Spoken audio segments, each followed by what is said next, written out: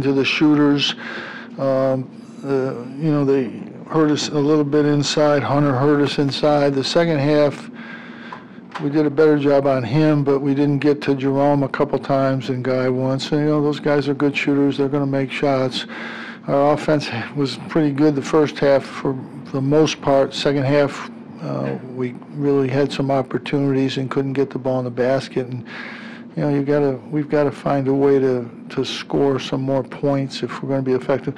Obviously, Virginia's a tremendous defensive team, but you know, I thought we got into some opportunities where we had some pretty good looks at the basket, but you know, in the second half, we just went about 0 for 10, 0 for 9 from the three-point line to start the second half, and you know, we made some of those in the first half, and that kept us in the game. But they're a very good team and a very good defensive team, and you know, those two guards are always a threat to shoot and can score. So, but offensively, we've got to find a way to be a little bit better.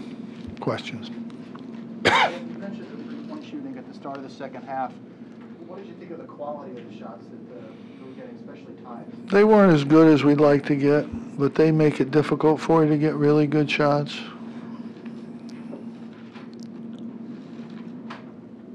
Jim, what challenged DeAndre Hunter when he came off the bench for them? Yeah, he got loose in the middle. We're obviously concerned about the three-point shooting, and he made some good plays inside. And second half, we did a much better job on him.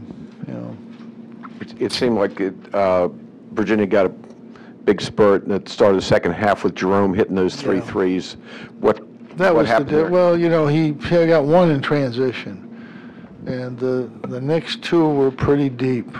You know, he was 0 for 3 the first half. You know, we're thinking Guy made 3 in the first half, so we're focusing a little bit more on him and Hunter, and you know, he made tough shots. Those are pretty deep. Those last two were pretty deep, but you know, we should have done it. We should have been a little bit better there.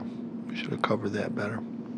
Coach, when you pulled Frank Howard early in the first half, what did you say to him on the bench for him to come back out on fire like that? Unforced turnovers. You know, he started out the game with 2 completely unforced turnovers. You're a junior, you're playing 40 minutes a game, you're in college. If you're a freshman, you can't do that. If you're a sophomore, you can't do that. So if you're a junior, you can't make plays. Frank's playing really well. He's leading the league in turnovers. He's got to find a way.